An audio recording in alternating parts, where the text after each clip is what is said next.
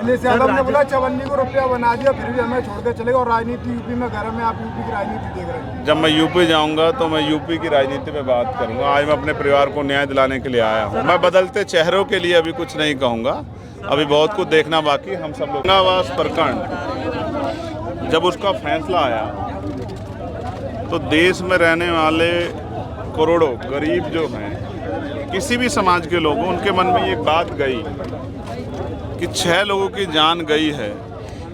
देश की सबसे बड़ी एजेंसी को अपॉइंट किया गया था इस पूरे मामले में न्याय दिलाने के लिए। परिणाम क्या निकला?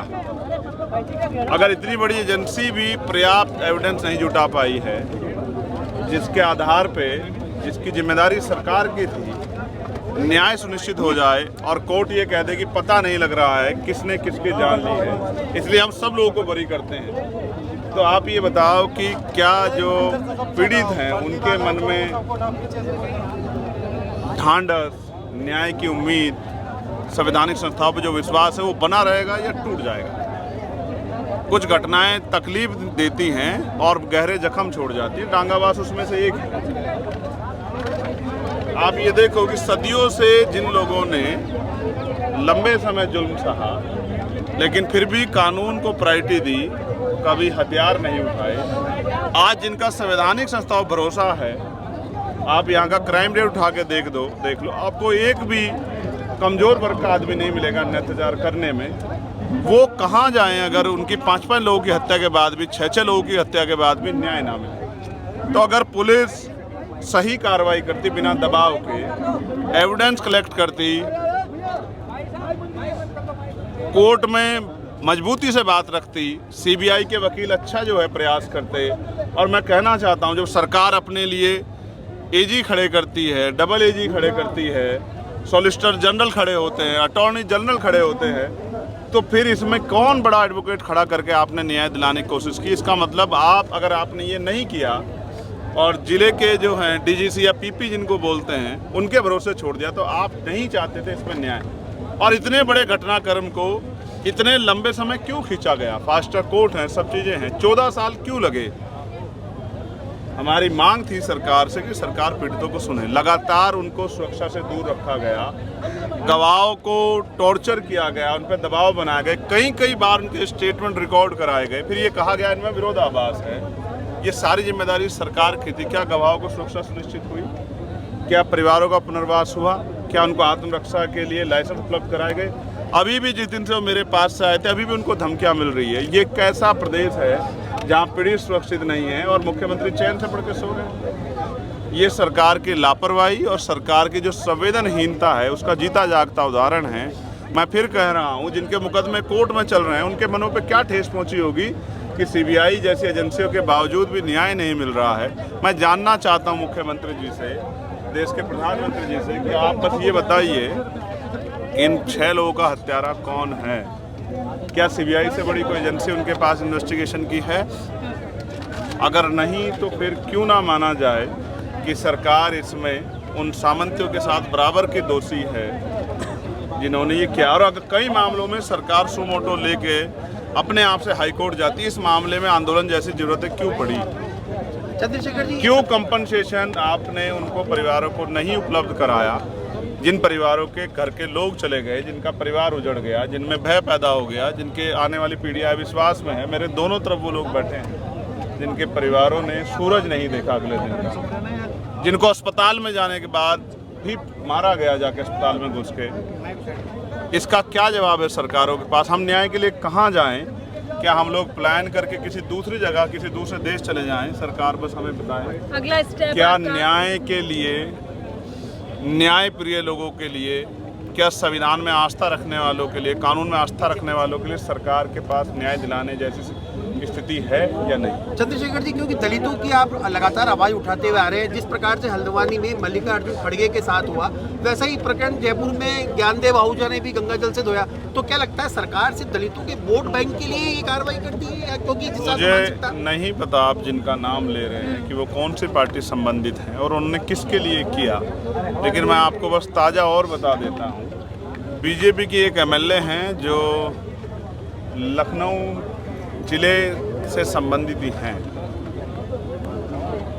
मलियाबाद विधानसभा आई थिंक पड़ती है, वो मंदिर गई थी। 75 लाख रुपए उन्होंने प्रस्ताव कराए मंदिर के जीर्णोद्धार के लिए।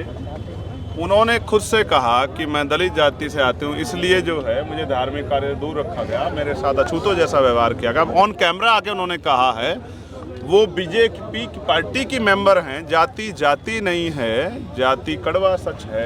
आदमी दोस्ती करने से पहले जाति देखता है। हम विचारों के आधार पर आगे बढ़ने वाले लोग हैं। हमने कभी जातियां नहीं देखी, चाहे पहलवान बेटियों का आंदोलन हो, किसानों का आंदोलन हो, एनआरसी का आंदोलन हो, दिल्ली में बच्चों का आंदोलन हो। मैं यहाँ भी सीएचओ के बच्चों के लिए आंदोलन पे आया था शहीद स्मारक में, 4 दिन के लिए जेल गया था। मैंने कभी जाति नहीं देखी। लेकिन मैं फिर बहुत जिम्मेदार से कहूँगा, सरकारें संवेदनशील नहीं हैं, सरकारें आरोपियों के पक्ष में खड़ी हैं। कानून व्यवस्था, पुलिस, एडमिनिस्ट्रेशन अपना काम बखूबी नहीं कर रहे, उन पर दबाव है। ऐसी स्थिति में न्याय संभव नहीं है, जो अविश्वास को बढ़ावा दे रहा है, जिससे लोगों का कानून के प्रति, न्यायपालिका के प्रति अविश्वास बढ़ेगा। उनके अंदर आस्था जो है इनके प्रति वो बड़े अविश्वास में बदल जाएगी।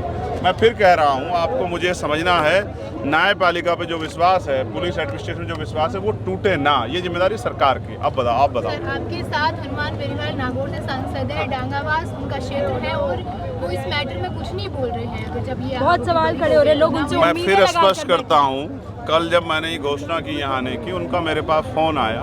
मैं अपने क्षेत्र में बिजी था, मैं नहीं उठा पाया। जब मैंने फ़ोन किया तो वो नहीं उठा पाए। मैं जितना उस व्यक्ति को जानता हूँ, मुझे नहीं लगता है कि वो जाति के आधार पर, क्योंकि वो अकेला आदमी था डांगावास जाने वाला उस समय भी। तब शायद मेरी ये प्यारी बहनें पत्रकारिता नहीं करती होंगी। तब 2000 में सीनियर लोग खड़े, वो इस बात को बता देंगे। जाति से अलग हट के हमारी पार्टी में भी जाट समाज के नेता अभी यहाँ हैं, दोप सिंह पुनिया जी भी और हमारे प्रभारी जी। उन्होंने सीना ठोक के कहा कि हम इनके साथ खड़े हैं, सामंतवादियों के खिलाफ खड़े हैं। मैं फिर कह रहा हूँ, हम जातिवादी किसी भी सोच को, सामंतवादी किसी भी सोच के खिलाफ है। जो हमारे साथ खड़ा है वो हमारा है, जो नहीं भी खड़ा है उसको अपने फैसले स्वयं लेने हैं। लेकिन मैं विश्वास दिला कहना चाहता हूँ, हम अपनी लड़ाई लड़ेंगे, यहाँ भी लड़ेंगे, हाई कोर्ट में भी लड़ेंगे। हमने तैयारियां की हैं। सुप्रीम कोर्ट जाना पड़ा, सुप्रीम कोर्ट में भी लड़ेंगे। पूरे देश में आंदोलन करना पड़ा, पूरे देश में आंदोलन करेंगे। लेकिन हम अन्याय नहीं सहेंगे, ये बात मैं आपको स्पष्ट करना चाहता हूँ। बहुत सारी बैरिकेड बाहर लगा दी गई हैं, बहुत बड़ी संख्या में। क्योंकि यहाँ राजस्थान सरकार के तुल्लगी फरमान आया है कि स्कूलों के अंदर पाबंदी लगा दी, वैसा ही एक फरमान उत्तर प्रदेश में भी आ गया, क्योंकि आप उत्तर प्रदेश से आते हैं। आप इन फरमानों से कुछ नहीं होता। मैं कल भी एक विद्यालय का निरीक्षण करने गया था, कस्तूरबा गांधी का, एक अस्पताल का भी। मेरे लोगों ने मुझे ताकत देकर संवैधानिक पद पे बिठाया है। मैं उनकी आवाज़ उठाने के लिए स्कूल में भी जाऊंगा। मैं अकेला व्यक्ति हूं जो शिक्षा के लिए लड़ रहा हूं कि शिक्षा समान होनी चाहिए, उसका सिलेबस समान होना चाहिए। कक्षा 1 से 12 तक शिक्षा मुफ्त होनी चाहिए, क्योंकि गरीब आदमी प्राइवेट स्कूलों में अपने बच्चों को शिक्षा नहीं दिला सकता। क्योंकि आप लोकसभा में लगातार धरने पे बैठे थे। मैं उनके साथ हूँ, लेकिन मैं उनसे कहूँगा कि समझदारी से रहें, क्योंकि फिर मारपीट का शिकार वो होंगे जैसे आज हुआ। सीजीपी के कार्यकर्ताओं के साथ मारपीट हुई। उनको गुमराह किया गया गांव के लोगों को, क्योंकि मैंने कुछ इंटरव्यू सुने, वो कह रही हैं कि स्कूल तोड़ने आए थे ये लोग। उनको नहीं पता कि वो स्कूल तोड़ने नहीं, स्कूल को ठीक कराने के लिए लड़ रहे हैं। ये युवा मांग है, शिक्षा की मांग है। मैं इसमें सबसे आगे खड़ा हूँ और हमेशा खड़ा हूँ। देश के युवा आप जाग चुके हैं। देश का युवा तो जागा है, लेकिन देश की आने वाली पीढ़ी, जिसको जैन अल्फा कह रहे हैं, वो उनसे ज़्यादा जाग गई है। वो नहीं डर रही है अपनी मांगों को लेकर। और जब ये जैन अल्फा और जैन जी एकजुट हो जाएगा और सीनियर लोगों का, मिलीनियर्स लोगों का आशीर्वाद इनको मिलेगा, तो देश में एक नई क्रांति होगी जिसको सरकारें नहीं रोक पाएंगी। सरकार तानाशाही रवैया छोड़े और ये तुगलकी फरमान हटा के स्कूल ठीक कराए, इसके बारे में सोचना चाहिए। चंद्रशेखर जी, लास्ट सवाल है, उत्तर प्रदेश में चुनाव है, राम मंदिर अभी तो यात्रा चलेगी। अभी विधानसभा घिराव के लिए हम लोग निकलेंगे। अभी लास्ट मत कीजिए, अभी तो बहुत सारे सवाल आपको देखने को। सवाल लास्ट है, राम मंदिर चंदा चोरी को लेकर यूपी में चुनाव है। लुटेरों की सरकार है, लूटने का काम कर रही है। जहां प्राण प्रतिष्ठा के बाद राम जी के सामने चंदा चोरी हो रहा है, वहां सरकार से क्या उम्मीद करोगे आपकी?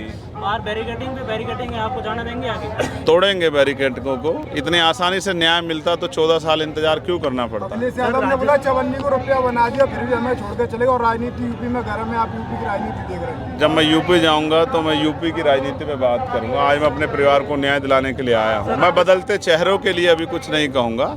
अभी बहुत कुछ देखना बाकी, हम सब लोग साथ।